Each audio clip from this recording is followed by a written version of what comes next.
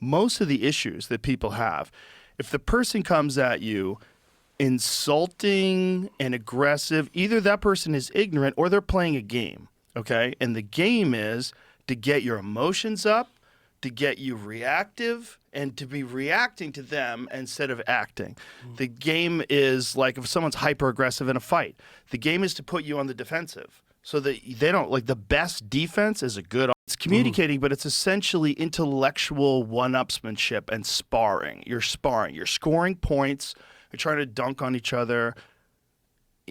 And I get that. I've done that before. I've engaged in it. It's never satisfying. It always feels gross. Even if you win, it's gross. Like I've said this before, like even like publicly things that I felt like I had to do, like the Carlos Mencia conflict that I had way back in 2007 where I accused him of stealing material and it became this viral video, and then a bunch of other comedians jumped in and we all agreed there was a real problem. It was a real problem because he was very famous and he was being protected by these agencies who were profiting off of him being famous. They didn't want that train to stop. I still, to this day, wonder if I would ever do that again, because the negativity that came my way from people that were fans of his was it's so overwhelming if you're paying attention to it. It's like, what did I open up? Like, ugh. Even though I knew it was necessary. Okay, so now the best way to play that game is to establish a genuine reputation. And the best way to do that, you've done this, by the way. I figured out this year in my lectures that I'm always trying to answer a question on stage. So that's a quest.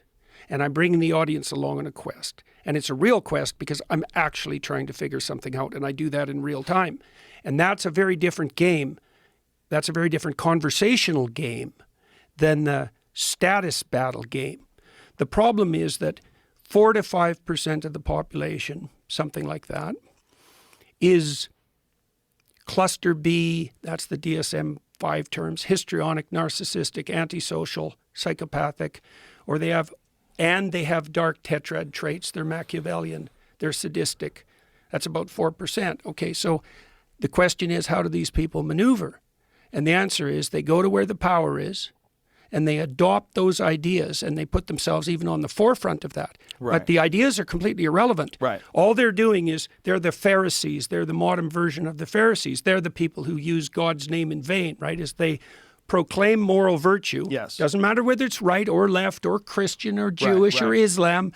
They invade the idea space and then they use those ideas as false weapons to advance their narcissistic advantage. Yeah.